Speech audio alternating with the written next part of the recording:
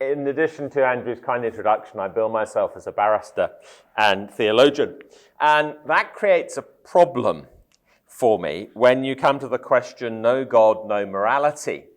Because lawyers, particularly those who are concerned about questions like human rights and international law, think it's probably really a bad idea to tell people that if there's no God, anything is permitted.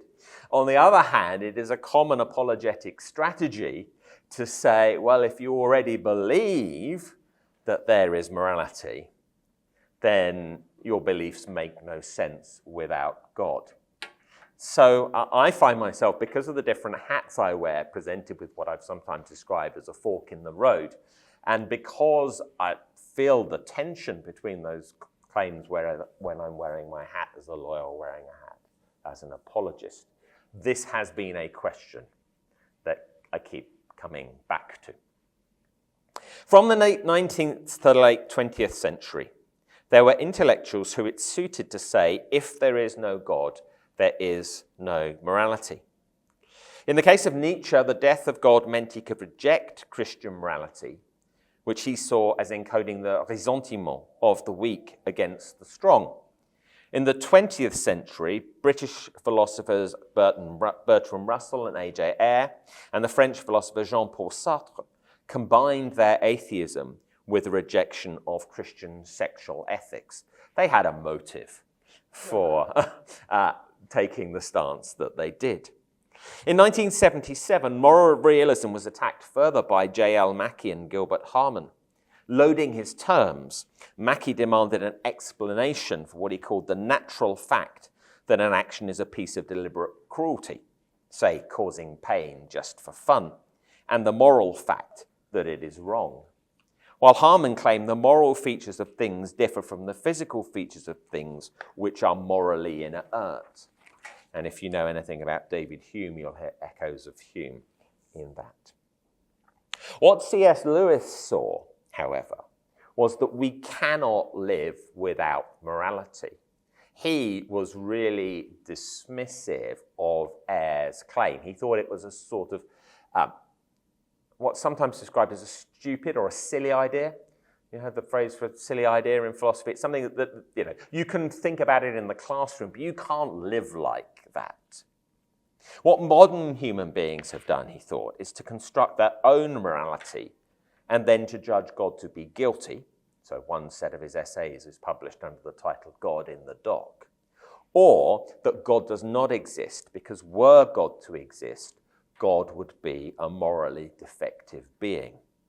And this position, known as protest atheism, first comes to prominence in the aftermath of the Lisbon earthquake of 1755 and Voltaire's response to Leibniz's ideas in his book, Candide. And it comes back again following the senseless carnage of the trench warfare of World War I and in the aftermath of the horrors of the atomic bombs dropped on Hiroshima and Nagasaki. Something else that has motivated me in coming to this question is actually to think about how C.S. Lewis did his apologetic. He was asked to talk to British airmen, many of whom would not return from the flying missions that they would undertake in World War II. He thought, when he went to talk to them, that these men who were facing possible death on that mission and in reality almost certain death within 3 months of flying, that they'd be concerned about God. But what he found was many of them knew or thought they knew that the existence of God was incredible, perhaps even impossible. And so starting to talk to them about God started in a place where they weren't. So he started his apologetic instead by talking about the moral law. And those talks then became the series of radio broadcasts, which then became the book Mere Christianity. And he entitled his first series of talks, Right and Wrong, a Clue to the Meaning of the Universe. Lewis's argument proceeds in 3 stages. First, he argues for the objective reality of the moral law. Second, He argues for our chronic failure to obey the moral law. And then finally, he says, well, once you've established those two things, how do you account for them? And he says, you account for them by God as the giver of the moral law, and then in response to the problem of our failure to obey the moral law, you look to God who, by means of the atonement through Christ, has worked to redeem us, to rescue us, and to repair us. So Lewis is not novel in these kind of ideas. He's leaning back to people like Aquinas and Richard Hooker. But what he's doing is he's starting with defending what he thought needed defending in his day, which was moral realism. Short note for the technically philosophically minded, I'm using moral realism here as an equivalent for robust normative realism, the position defined by David Enoch as the belief that there are response-independent, non-natural, irreducibly normative truths, objective ones, that when we are successful in our normative inquiries, we discover rather than creating or constructing. In other words, moral reality is out there for us to discover. It's not something that we invent up here inside our heads. So, at the time that C.S. Lewis was talking, moral realism was deeply unfashionable. At least it was deeply unfashionable in Oxford University, which was where he was based. What we saw in many places after the Second World War was a recovery of objective morality, or I suppose what we've seen are waves of recovery of moral realism. In the immediate aftermath of World War II, it was a response to the horrors of Auschwitz, the gulags, the atom bomb, exposed the emptiness of emotivist and subjectivist visions of morality. If you want to follow one very interesting narrative story about this, there's a book called Metaphysical Animals, How Four Women Saved Philosophy. And it takes four women who were students at Oxford, Elizabeth Anscombe, Mary Midgley, Philippa Foot, and the novelist Iris Murdoch, and tells a sort of interwoven biography and intellectual history, both of them, but also explaining how they came to transform. I think that may be another version of that argument that's there. And they're careful researchers. They interviewed Mary Midgley in person, and spotted that there was this big story that needed to be told about how the men were off with silly ideas, and it was the women who spotted that actually, once you put things back into relational terms, it looks very different. Now, these are four very different characters. Elizabeth Anscombe was a conscientious Catholic, steeped in the thought of Aquinas, somebody who appears to have been influential in Wittgenstein's almost deathbed return to faith. She's famous for her misrepresented debate with Lewis on miracles. So, not really a surprise, given those kinds of credentials, to find her being committed to moral realism. Far more interesting character for our purposes is Philippa Foot. So Philippa Foot could count as one of her grandparents the American president, Grover Cleveland.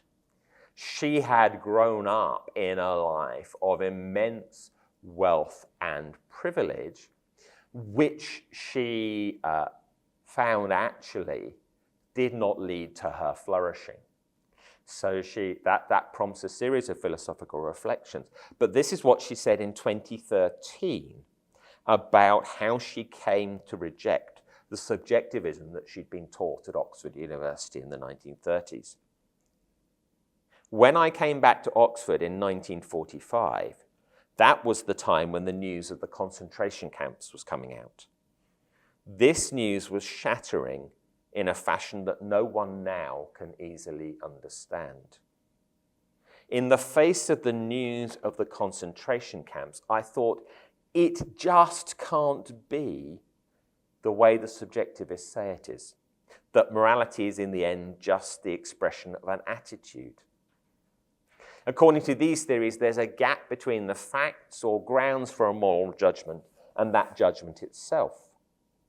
For whatever reasons might be given for a moral judgment, people might, without error, refuse to assent to it, not finding the relevant feelings or attitudes in themselves. And that's what I thought was wrong. For fundamentally, there's no way, if one takes this line, that one can imagine oneself saying to a Nazi, "But we are right and you are wrong," with there being any substance to the statement.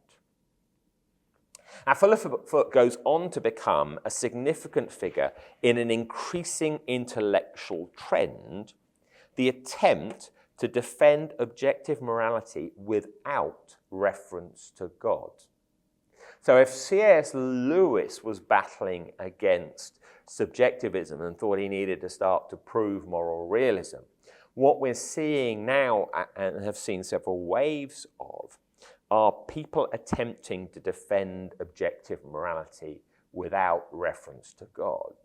So in that intellectual climate, is the moral law evidence for God, and how do we develop that argument? Now, I've picked Philippa Foot as somebody who's important. There have been other responses to this question. It's fascinating to have a conversation at some point about why France did something different with the existentialists. So Camus and Sartre continuing to insist that morality is existential and subjective. In Germany, you have Jürgen Habermas, whose idea is morality is intersubjective. It is something we create through idealized dialogue. Do you ever have that moment when you're reading somebody's work and you think, "Ah, yes, I know what label to put on it," and then you do a 2-minute internet search and discover that somebody else got there first? I had that moment reading Habermas in preparation for this lecture. I thought, well, this is just social Kantianism. And then 2 seconds research on the internet says, yes, indeed, it is social Kantianism, and I'm not unique in seeing that in there. Listen to this of Habermas in his theory of communicative action. The authority of the holy is gradually replaced by the authority of an achieved consensus. So let's set Habermas against Ronald Dworkin. I suspect that Habermas will probably be the thinker who has the longer-term impact, but Ronald Dworkin was an Anglo-American philosopher who was immensely fashionable in his day. And against Habermas, Dworkin insists rightly, if value is objective, then consensus about a particular value judgment is irrelevant to its truth. Taking the example of abortion, on which he personally was a liberal, Dworkin wrote this: the claim that abortion is objectively wrong seems equivalent, that is, in ordinary discourse, to the claim that abortion would still be wrong, even if no one thought it was. I mean that abortion is just plain wrong, not only wrong because people think it is. So Dworkin gets it. He understands what objective morality is. But he was invited in 2011 to give the Einstein lectures at the University of Bern. And the lectures, lightly edited, were published after his death as Religion Without God. Dworkin is another thinker who wants to have objective morality without God. Is he balancing on a fence or on a coin that is spinning on its side that eventually must fall one way or another? Well, Dworkin's book begins with a category error, because he asserts that religion is a deep, distinct, and comprehensive worldview which holds that inherent objective values permeates everything, that the universe and its creatures are awe-inspiring, that human life has purpose and order, and a belief in God, or a God, is only one possible manifestation or consequence of that deeper worldview. So he starts by saying God is only a consequence of something else we believe. In a classically Kantian move, not social Kantianism, but more classic Kantianism, Dworkin argues the conviction that a God underwrites value presupposes a prior commitment to the independent reality of that value. That commitment is available to non-believers as well. I mentioned that these were the Einstein lectures that Dworkin is giving, and he points to Einstein as a man who, though an atheist, had faith that some transcendental and objective value permeates the universe, value that is neither a natural phenomenon nor a subjective reaction to natural phenomena. What Dworkin calls the religious attitude holds to the objective truth of two central judgments about value. The first holds that human life has objective meaning or importance, and the second holds that what we call nature, the universe as a whole and in all its parts, is not just a matter of fact, but is itself sublime, something of intrinsic value and wonder.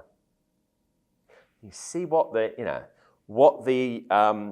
these new atheist moral realists want to do. They want to come with Lewis on the idea that the universe has value, that value is a fact, what's sometimes now called in this sort of discourse a value fact, as opposed to a material fact or a physical fact. They want to say that human beings have meaning and importance, and to do all of this without God.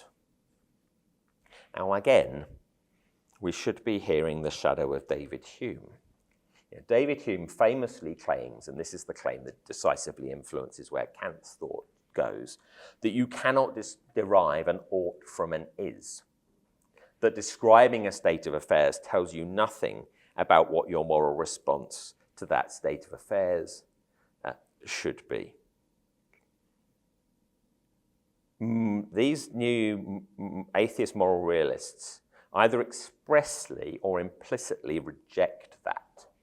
Philippa Foot famously uses the argument that says, Andrew was rude to me last night. When I make the statement, Andrew was rude to me last night, I'm making a statement about a state of affairs. I can't just describe any behavior by Andrew as rude. What I perceive as rude might depend on cultural context, but I'm saying something that has a referent in the real world. And you would be able to look at that. If you shared the same cultural context that Andrew and I share, you'd look at that and say, well, that's an accurate description. It's a value-laden description of Andrew's behavior. But we can test it and say that looks like rudeness or that doesn't look like rudeness. Dworkin, again, in the passage I've just read, this idea that nature is sublime and something of intrinsic value and wonder is violating that is-ought distinction. And it's slightly amusing when a few pages on he later claims that he isn't. You just see that he's all over the place on that. Now, in some ways, Dworkin is quite insightful. There's one more insight I want to draw out before I move on. Dworkin worries that a frequent way in which atheist moral realists defend moral realism is by an appeal to evolution. And he says to ground objective morality and our perception of it upon human evolution makes the status of value hostage to biology. Suppose we were to find undeniable evidence that we hold the moral convictions we do only because they were evolutionary adaptive, that would not require them to be true. Then on this view, we would have no reason to believe that cruelty is really wrong. I have two examples of this. The easiest one, I think, is mushrooms.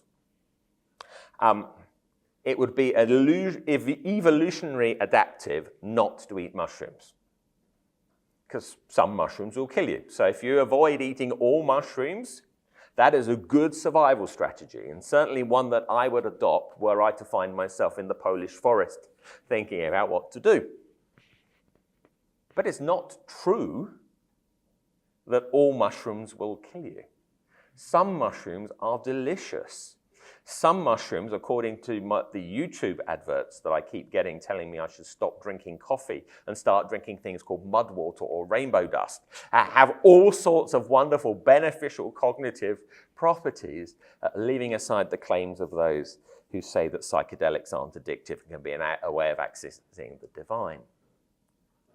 So again, Dworkin is absolutely right to say that evolution doesn't enable people who believe in an objective moral realism to get to an answer. So what we have actually seen since the Second World War is the balance of opinion amongst secular philosophers, amongst atheist philosophers, moving significantly towards moral realism.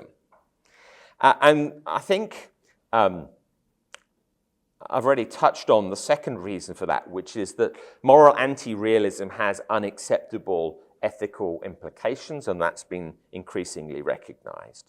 But also there is a rejection of reductionist accounts of the universe, with emergentism as the most popular option, but panpsychism. For further details, see my workshop this afternoon on panpsychism, as also on the table. Reductive naturalism does not satisfy our desire for meaning and purpose.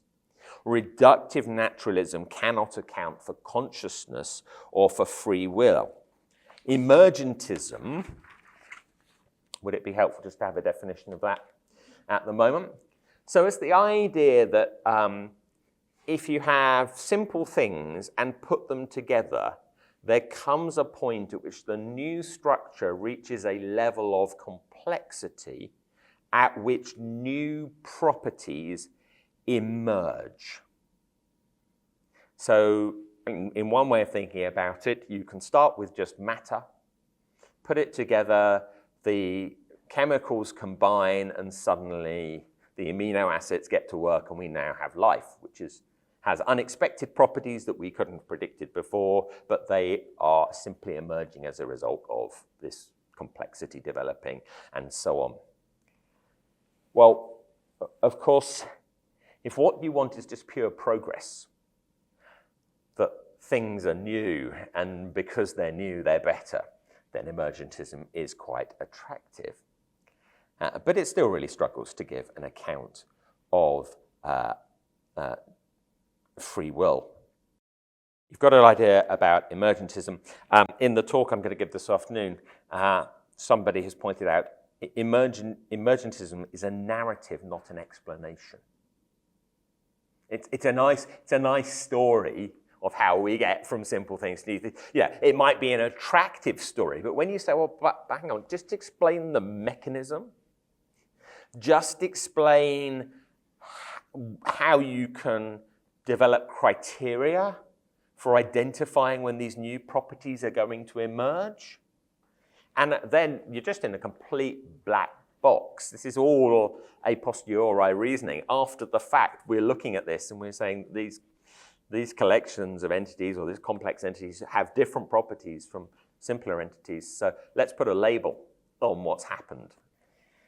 So I've been thinking about what it is that is missing if you try and ground your morality on this kind of atheist moral realism.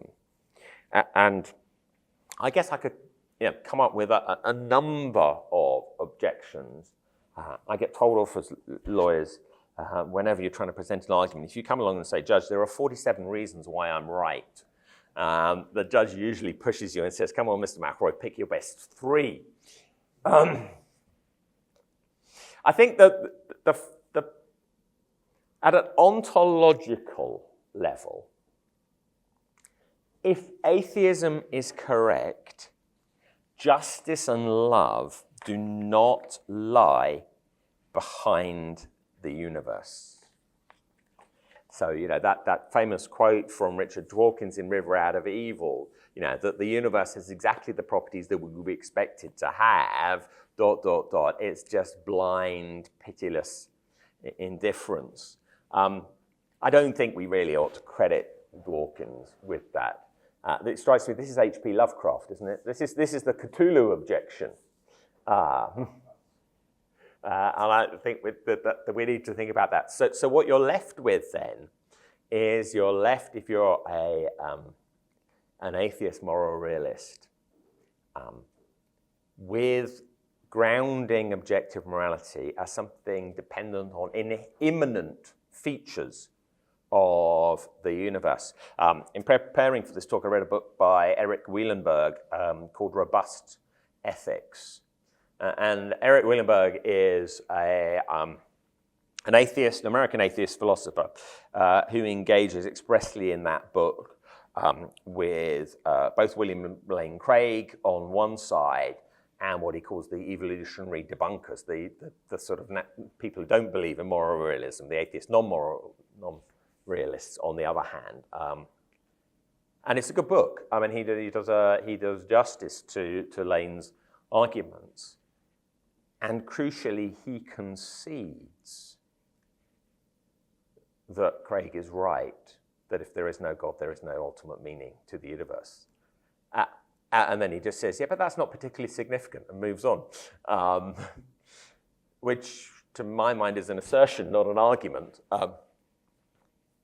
So, faith is correct, justice and love do not lie behind the universe. If naturalistic evolution is correct, there's no purpose and design in the universe. Those are both ontological claims.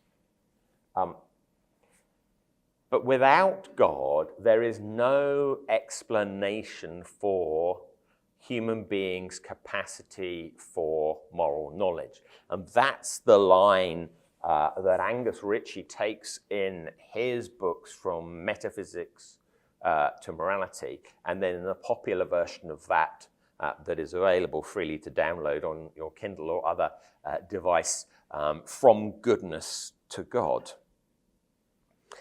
So what he says is this: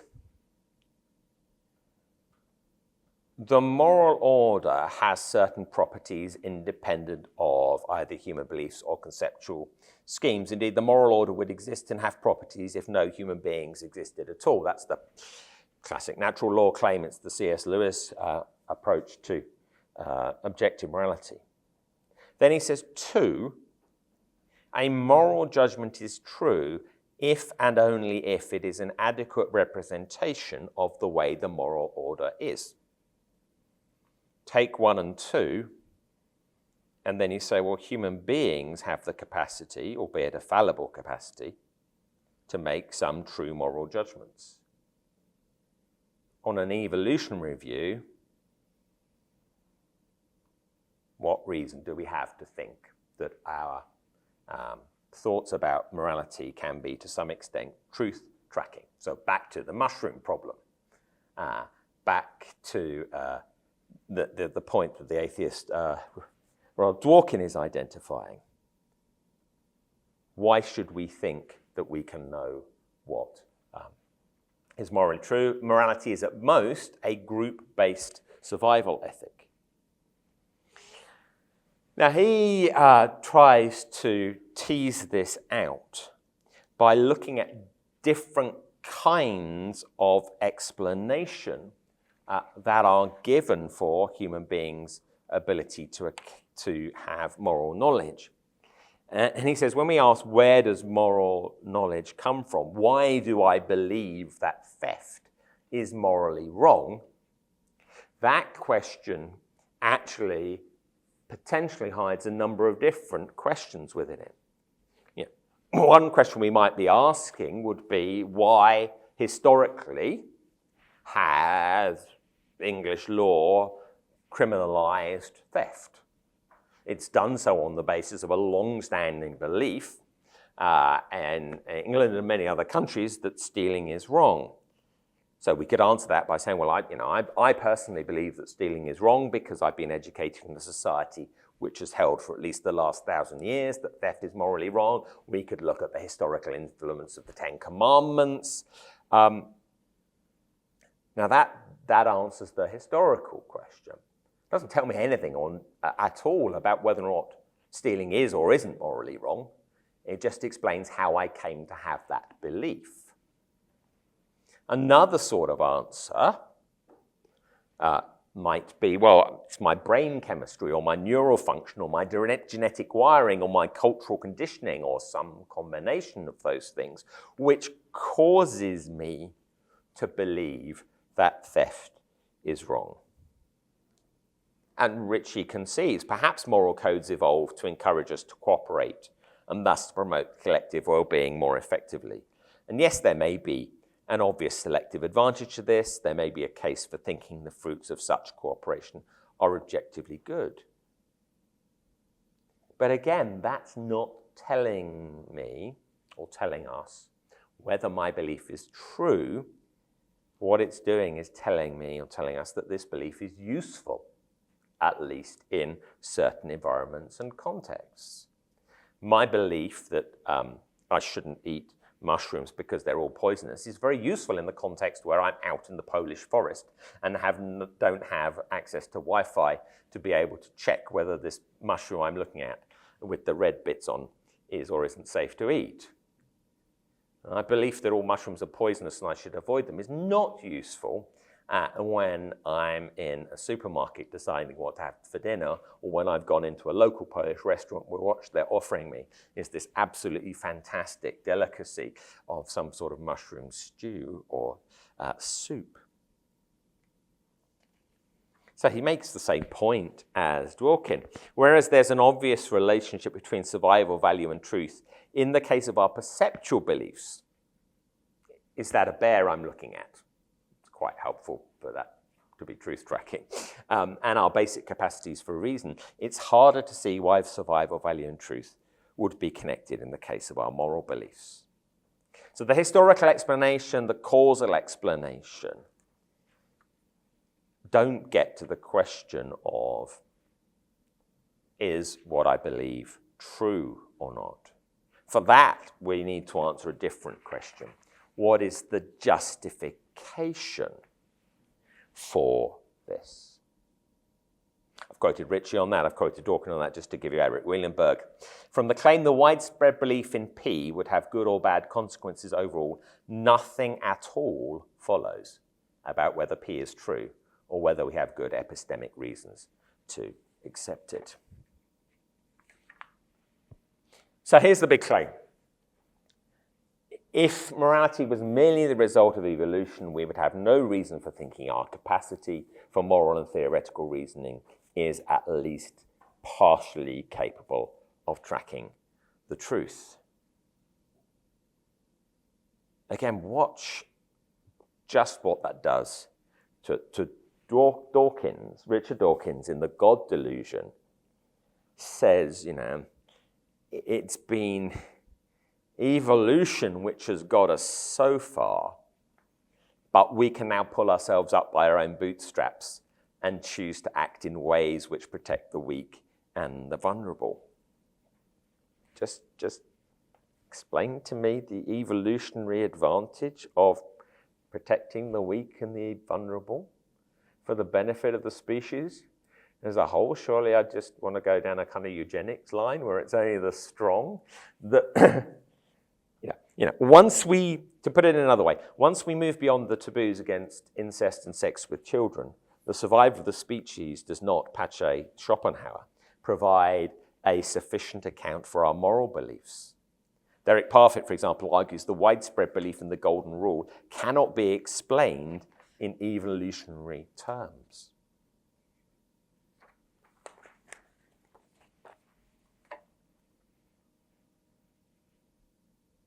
Compare and contrast that with the argument that our moral beliefs depend on God. Just think about any sort of action, like what happened just before this talk when I made myself a cup of coffee in my room. He says, formally speaking, we might analyze like this. If you come in and went, hang on a minute, there's a cup of coffee that seems to be hot that's sitting on the side in David McIlroy's room. What's happened here? Let's break it down in terms of formal logic. One, an agent, in this case me, had a reason to value a state of affairs. In this case, having a hot cup of coffee just before you speak to keep you awake on the third day of a conference. Therefore, 2, the agent, in this case me, wanted to bring about that state of affairs. 2 taken to get 2, and then 3, I looked at the kettle, I filled it with water, I looked at the coffee, I thought, actually, do you know what? If I put the coffee out of the sachet in the cup, together with the creamer, and I put the kettle on, and once the kettle's boiled, I pour, the agent, me, believed that X was the best way to bring about the state of affairs. 4, the agent had the power to do X. I was able to use my arms, the electricity was there was a kettle. This explains 5, that the agent did X, and now we understand how the state of affairs came about. You started with the problem, there seems to be a hot cup of coffee here, why is it there? And you've got a short chain of reasoning based on an agent. God thought that the world in which there were things that were really right and really wrong would be a good world to create. So God willed to create that.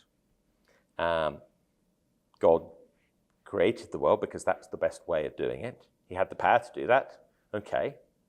Now we understand why we live in a world where there's objective right and wrong. It's just the same as trying to work out whether there's a hot cup of coffee there. So classical theism can explain the existence of the world, and you can just tweak the input slightly to follow through why God might want to create a world in which not only is there this objective right and wrong, but there are also creatures that have moral responsibility and have the capacity to at least partially discern, well, what is right and what is wrong. So, we've got a nice, simple explanation that will stand up very well against any kind of alternative account, if you apply Occam's razor, for why you have right and wrong. So if that is just so explanatorily powerful, why is it we don't find people following through? Lewis made the argument 80 years ago. Ritchie has redeveloped it about a decade ago. And I think the answer is there is a fear that accepting moral realism means blindly accepting top-down religious ethics. Now, there are a couple of things that I see in the literature on this. Atheist moral realism shares in common with subjectivism that Lewis was battling against, the intersubjectivism of Habermas, and even some forms of panpsychism. Again, come along this afternoon for further details. An allergy to the idea of God telling us what to do. And curiously, most often after they're dead, a couple of Anglophone philosophers have admitted that they start their ethics from the premise that the existence or non-existence of God cannot affect the content of the moral duties human beings have to one another. You see that in Dawkins' posthumously published Religion Without God. You find it also in John Rawls's posthumously published On My Religion. Now, if you start from the premise that the existence of non-existence of God can have no impact on the content of the moral duties human beings owe to one another, what have you done? You've assumed that which needs to be proved. And neither of them have worked that through. But I think it's a live apologetic question for us now to think carefully and seriously about the ways in which the existence of God does have an impact on the moral duties that human beings owe to one another.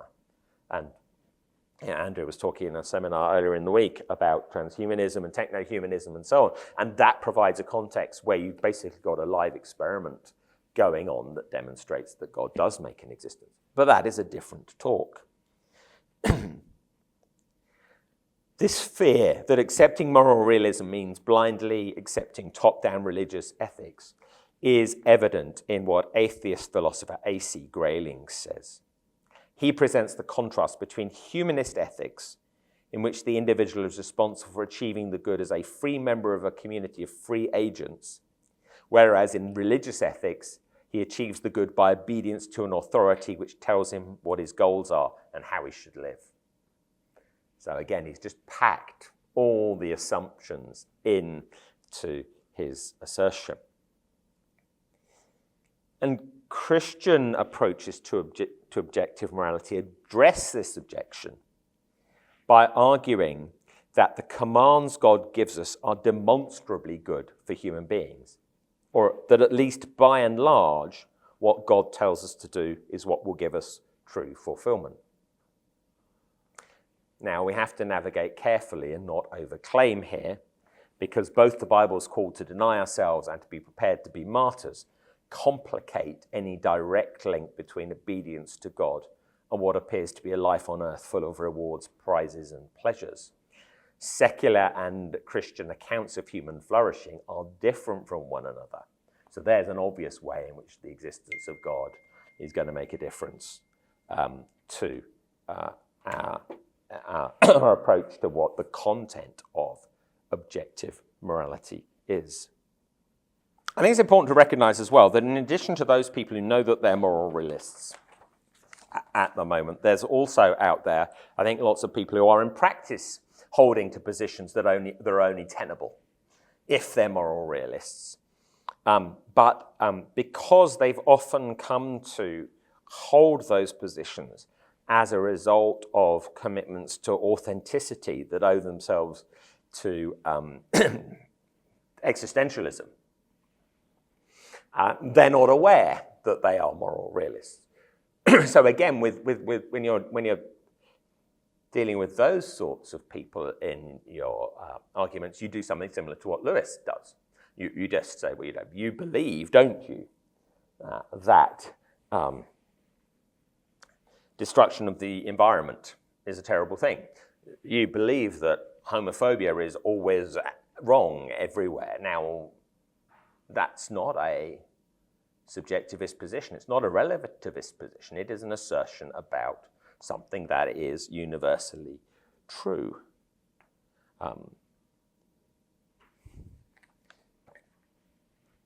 Tim Keller exposes this kind of thing just with a quote from Mary Ruti. Although I believe all values are socially constructed rather than God-given, I do not believe that gender inequality is any more defensible than racial inequality, despite repeated attempts to pass it off as a culture-specific custom.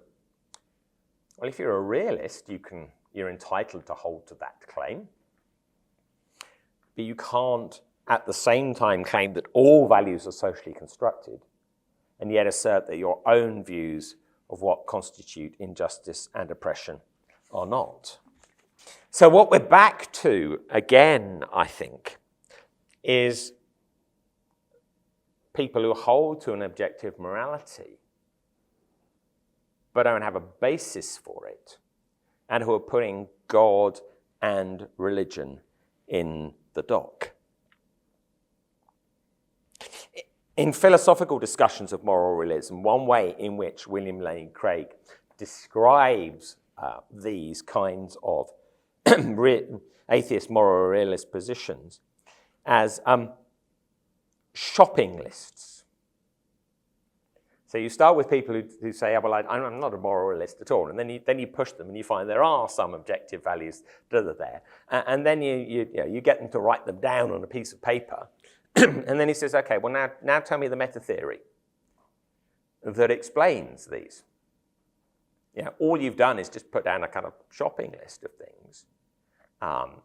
This is not a coherent worldview. It is not proper metaphysics. How might we then respond to people who will come with us as far as saying there is moral reality, but whose objection to the fact that this depends on God is not one that is based on strict logic? They're not going to feel the force of the inference to best explanation argument because of the implications that they fear of the kind of God that Christians believe in being a moral monster. Well, there are a number of ways in which we can handle this. C.S. Lewis famously does it by saying, well, why? Why do you think that there is moral truth? Why do you think that you have access to it?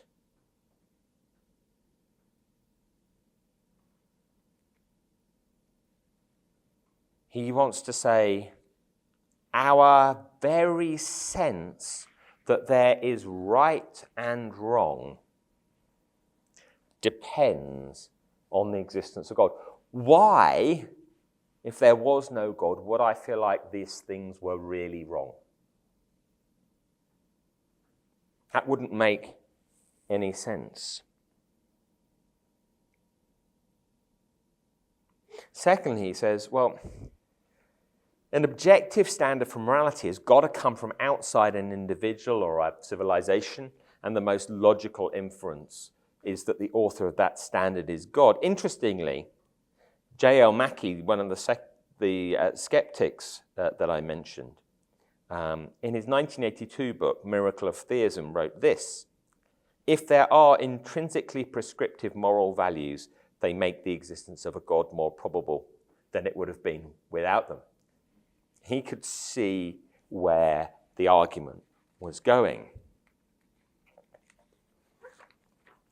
But I think also we can subvert expectations by pointing out that actually the idea that God is unjust or unfair is not something that is alien to or external to Christianity. Yeah. The Psalms, the book of Job, the book of Ecclesiastes, the book of Lamentations, the book of Revelation. We find the Bible not only recognizing, but joining in the chorus of moral indignation against God. Now, in one way or another, those books reason through that to a recognition of God's sovereignty and to the recognition that we don't understand everything that God is doing and to the recognition that there are the consolations of the new heaven and the new earth to come. But the feeling, the sentiment, is one that is not something that you have to abandon or reject if you come to faith in Christ. It's something that Christianity is able to take up. And so we're then back again to say, well, we recognize this. And Lewis, of course, who wrote on Reflections on the Psalms, takes us back and says, yes, but why do we have that sense in the first place? Moving on, because part of my aim in what I've been saying is to think, okay, this is how Lewis argued it in 44. We're now in 2025. What's the new context in which we're operating? In the kinds of worlds where I get into debates about this, this is what I see now as an objection. That fantasy novels and science fiction novels frequently imagine the existence of different sentient species. From this, it's argued that morality is specific to each species, and then from this it's argued that morality must therefore be relative rather than absolute. You have on the bottom right of the screen, if you can see it, a little picture of my little dog. The fact that what it means to be a good human is different from what it means to be a good dog does not mean there aren't objective standards of goodness. There are two objections, I think, tangled up here that point in opposite directions.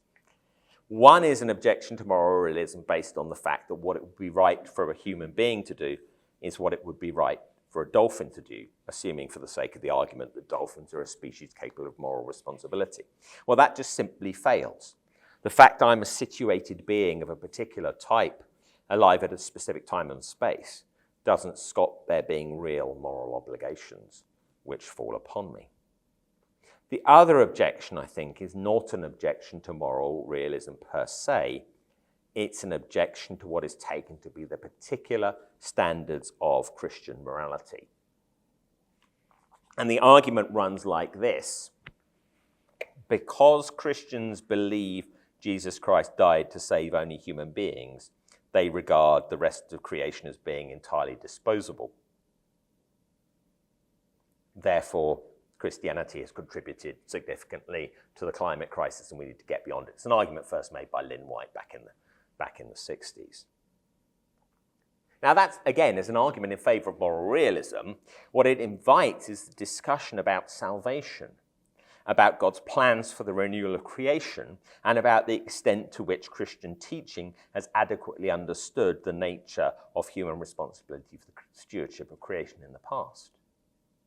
So we're no longer into is there moral realism, isn't there a God or not? We're into, okay, have we thought through correctly and been faithful to the Bible's teaching? And of course, as any good apologist knows, where the church has got it wrong, concede that the church has got it wrong. Don't fight on undefendable ground. We're not, the church may be holy, but the church is not infallible. So, to conclude, Lewis's genius was to start his apologetic where his listeners were, to build on premises they were already predisposed to accept in order to reach conclusions which would challenge them. He had quite a lot of spade work to do in an intellectual climate which was pushing subjectivism. We find ourselves in a different intellectual climate today. We have those people who say that they're subjectivists or relativists, who think that all values are socially constructed, but when you push them, you very quickly discover that they hold to some values as objectively true. We have others who hold to the idea that morality is intersubjective, but again, we can show that consensus isn't a guarantee of truth. So we're increasingly seeing people who want to accept that there is moral realism, but to do so in a way that denies that the best explanation for that is God. And what we have as an apologetic opportunity is the chance to talk about the best explanation for objective moral truths being the existence of God, and the best explanation for our human ability to perceive some of those truths being the existence of God. But ultimately, we want to do what Emil Shadeh, who's leading the Muslim Ministry to Muslim Network here, to do, is to then take them to Jesus, who both talks about and lives out what it is to live by objective moral truth.